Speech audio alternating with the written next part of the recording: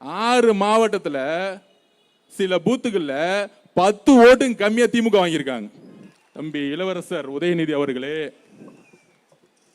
உங்க அப்பா ஸ்டாலின் பர்மிஷன் மட்டும் கொடுத்திருந்தா 59 தொகுதியில டெபாசிட் வாங்கியிருக்க மாட்டீங்க. அந்த 15 நாள்ல ஒரு 8 டிஸ்ட்ரிக்ட் போனதுக்கே 108 தொகுதினா பிறப்பால் ஒரு முதலமைச்சர் உருவாக கூடாது. இளவரசர் உதயநிதி அவர்கள் சொல்றாரு. அதுல மு.க. ஸ்டாலின் அவர்கள் இன்னும் சொல்றாரு, கவர்ச்சினால இந்த வெற்றி அடைஞ்சிருச்சு. அந்த கவர்ச்சி தானே வேணும்னு சொல்லிட்டு உங்களுடைய மகன் உதயநிதியை சினிமா காமிச்சிங்க. ஒரு மீட்டிங் போடும்போது எப்படி இருக்குன்னா, உண்மையிலே சொல்றேன், ஒரு குடும்பமா சேர்ந்து வந்து ஒரு திருவிழாக்கு வந்து பேசினா எப்படி இருக்கும், பார்த்தா எப்படி இருக்கும், அதுதான் தமிழக வெற்றி கழகம்.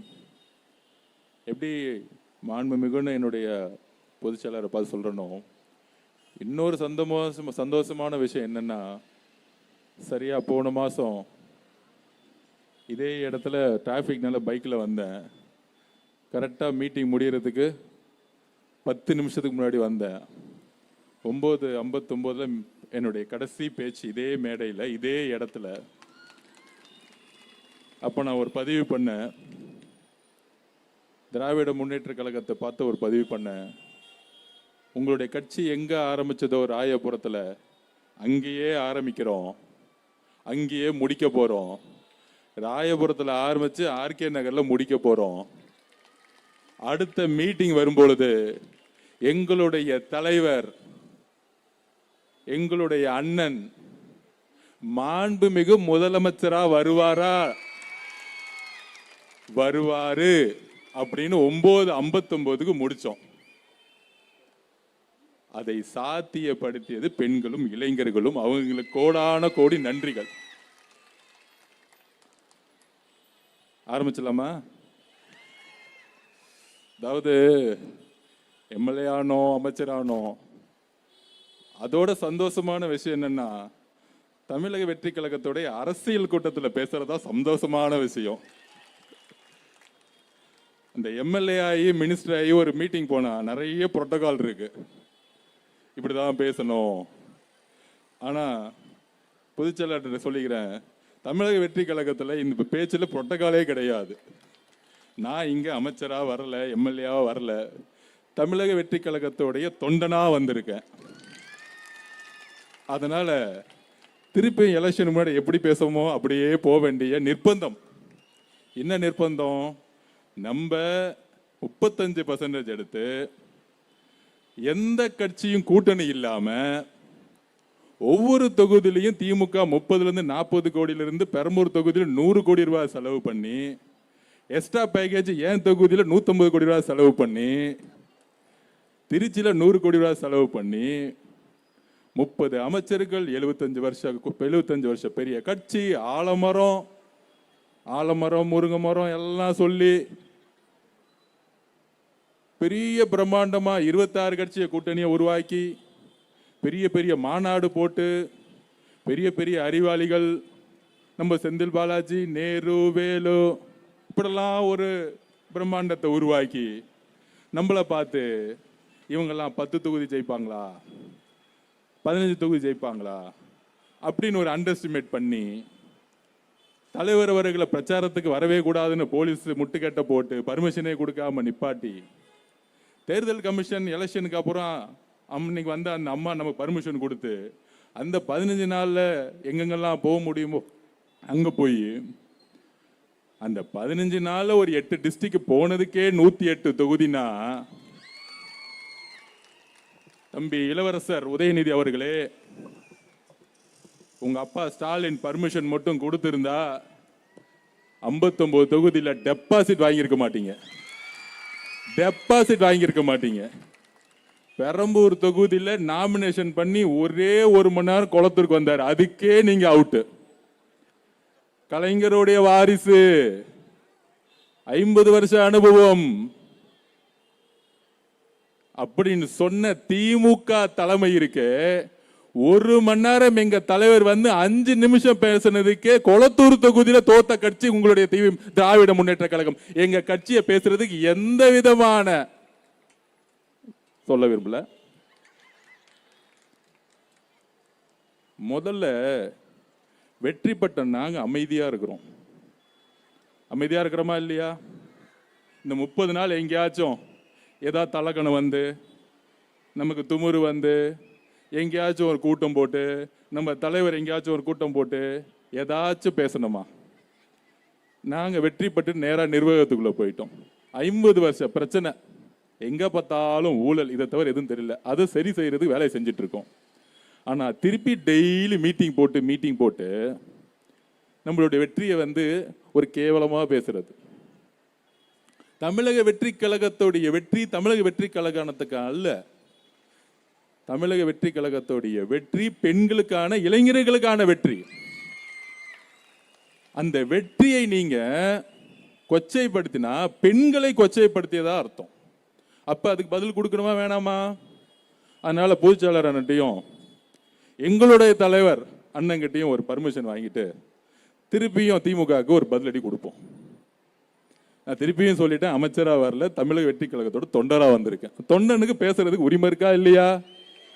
இருக்கா இல்லையா? இருக்கு. ஓகே. அப்ப அது ஒரு தொண்டன் என்ன நினைக்கன்னு பேசுற இடத்துல நம்ம இருக்கிறோம்.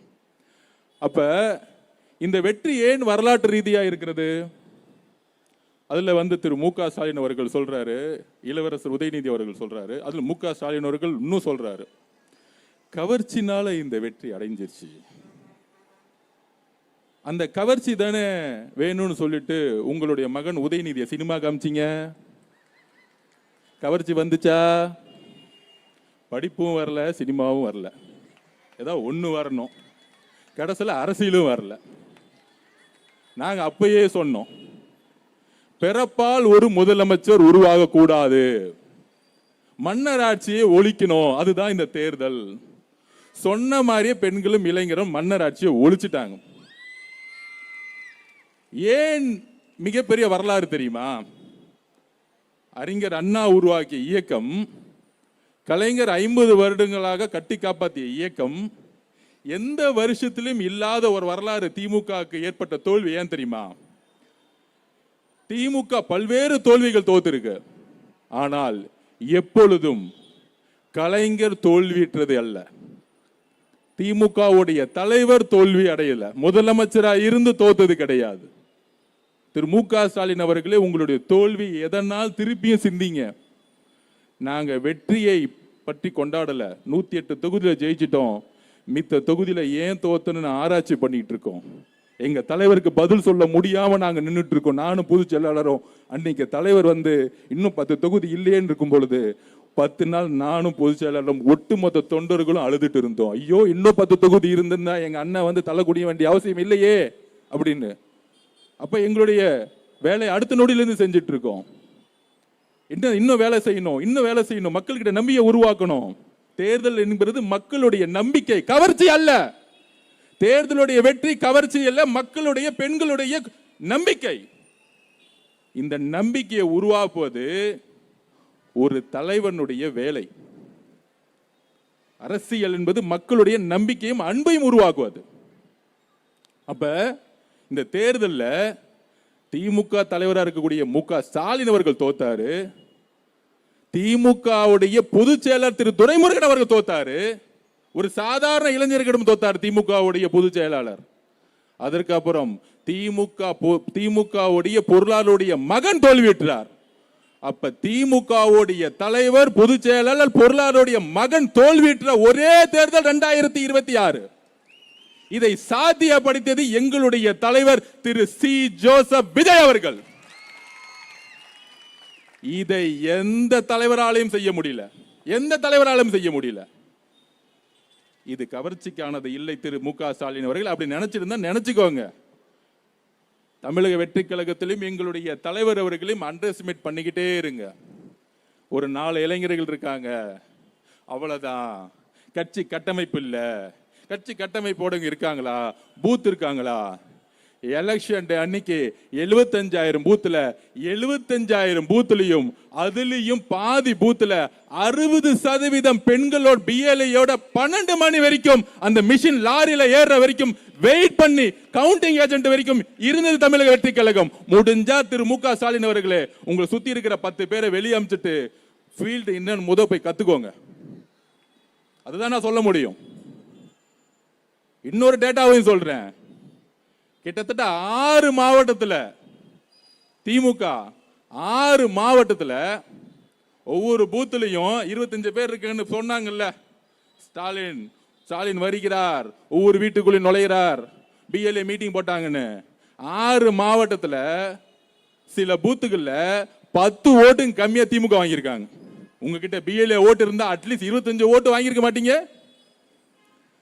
அப்ப அவரை சுத்தி ஒரு பிம்பம், மு க ஸ்டாலின் அவர்களுக்கு ஒன்றும் தெரியறது இல்லை, ஒரு பிம்பத்தை உருவாக்கிடுறாங்க. இதெல்லாம் வந்து கவர்ச்சி. அதுக்கெல்லாம் காரணம் வந்து இன்ஸ்டாகிராம். இன்னும் ஒரு 75 வருஷ கட்சியோடைய ஒரு தலைவர் பேசுறாரு பாத்தீங்களா, தேர்தல் அரசியல்ல தோல்விட்டது காரணம் இன்ஸ்டாகிராம். அப்ப நம்ம ஒரு ஐடியா கொடுப்போம். அந்த இன்ஸ்டாகிராமோட ஓனர் பாம்பேல இருக்காரு, அவர் எடுத்துட்டு வந்து திமுக கட்சியில் சேர்த்துக்கோங்க. ஃபேஸ்புக்கோடைய ஓனர் எடுத்து திமுக கட்சியில் சேர்த்துக்கோங்க.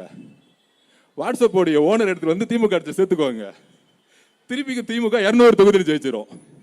அந்த 200 சொல்லட்டும், அதான் நமக்கு நல்லது. எப்பயுமே 200 தொகுதியில் வெல்வோம், 200 தொகுதியில் வெல்வோம், மக்கள் சைபரை கட் பண்ணி 20 தொகுதியில் ஜெயிச்சிருவாங்க. அப்படிதான் அனுப்புவாங்க.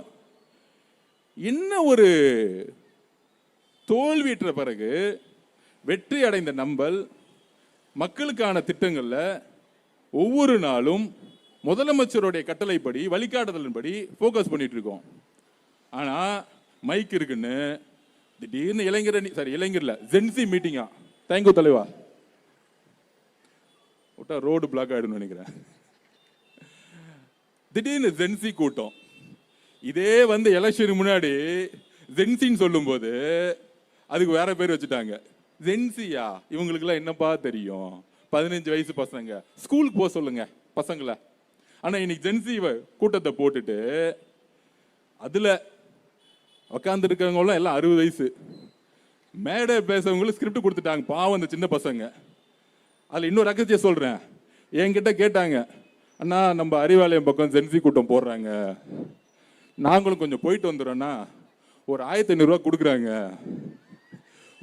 ஒரு தாட்டி வில்லிவாக்கத்தில் நான் வந்து பிரச்சாரம் பண்ணிட்டு இருந்தேன். இந்த ரோடா ஒரு 20 பேரை கொடியை பிடிச்சி அமுச்சிட்டு இருந்தாங்க. அதுல பாதி பேர் பெண்கள். என் வண்டியை பார்த்துட்டு திடீர்னு கொடியை போட்டுட்டு லாஸ்ட் எலெக்ஷனுக்கு ஒரு நாள் முன்னாடி, அண்ணா ஒரு நாளைக்கு 2000 ரூபா கொடுக்குறாங்கண்ணா, நான் அப்படி போயிட்டு வந்துடுறேன், ஓட்டு உனக்கு தான். நான் அன்னைக்கே நினைச்சேன், வில்லிவாக்கத்தில் திமுக கொடி வச்சுட்டு இருக்கக்கூடிய நம்ம பெண்களை காசு கொடுக்குறாங்கன்னு 2000 ரூபா கொடுக்குறாங்க, போயிட்டு வந்துடுறேன். நான் ஜென்சி கூட்டத்தில் பாதி பேர் நம்ம கூட்டம். அண்ணா ஒரு 1500 ரூபா கொடுக்குறாங்க, நான் போயிட்டு வரேன். நான் சொன்னேன், போயிட்டு வாங்க தம்பி, உள்ள என்னதான் பேசுகிறாங்கன்னு கேட்டுட்டு வாங்க அப்படின்னு சொன்னோடனே அந்த பிரச்சாரத்தை நடத்துகிற என்ஆர் இளங்கோ அவர் நம்ம முதலமைச்சர் பேரை சொன்ன எல்லாம் கைத்தட்ட ஆரம்பிச்சுட்டாங்க. இதுதான் திமுகவில் இருக்கக்கூடிய ஜென்சி கூட்டம். அதுல 4 சின்ன பசங்களை பேச வச்சுட்டு ஏதாவது நல்ல கருத்தா பேச வச்சா பரவாயில்ல.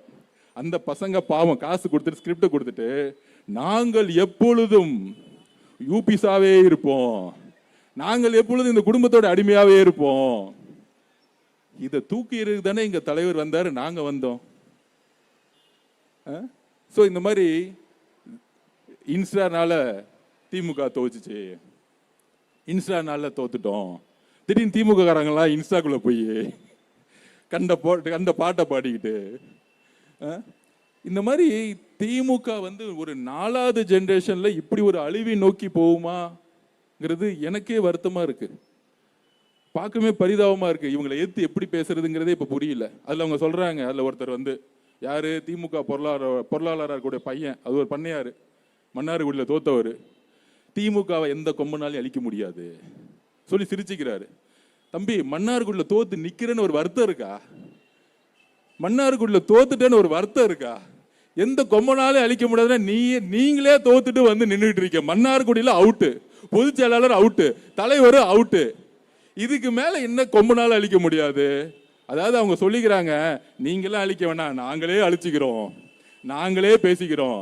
அண்ணன் ஏராஜா வந்து பேட்டி கொடுத்தா போதும், செந்தில் பாலாஜி அண்ணன் வந்து பேட்டி கொடுத்தா போதும், மக்களே கடுப்பாயிடுவாங்க. கரூர்ல நம்மளுடைய சகோதர சகோதரிகள் இறந்த பிறகு செந்தில் பாலாஜியும் அப்புறம் நம்ம நடிப்பு திலகர் திரு மகேஷ் அவர்களுமே உண்மையை சொல்லிட்டாங்க நடிச்சு. அன்னைக்கு எப்படி நடிக்க ஆரம்பிச்சாங்களோ இன்னைக்கு வந்து பேட்டி கொடுத்துக்கிட்டு இருக்கு. அப்ப எதிர்கட்சியாக நான் திருப்பியும் சொல்றோம், வெற்றி பெற்ற மமதையில் தமிழக வெற்றி கழகத்தில் நாங்க யாரும் பேசல. திமுக சிறந்த எதிர்கட்சியாக செயல்பட வேண்டும். அவர்களுக்கான மரியாதையும் அவருக்கு மேல நம்பிக்கையும் எங்களுக்கு இருக்கு. ஆனால் எதிர்கட்சி மரியாதை செயல்படுறாங்க, நம்மளை பார்த்து கிண்டல் பண்றதும் கேலி பண்றதும் தலைவரை ஒருமையில பேசுறது இன்னும் தொடர்ந்துகிட்டு இருக்கு. இன்னும் படிப்பனையே வரல.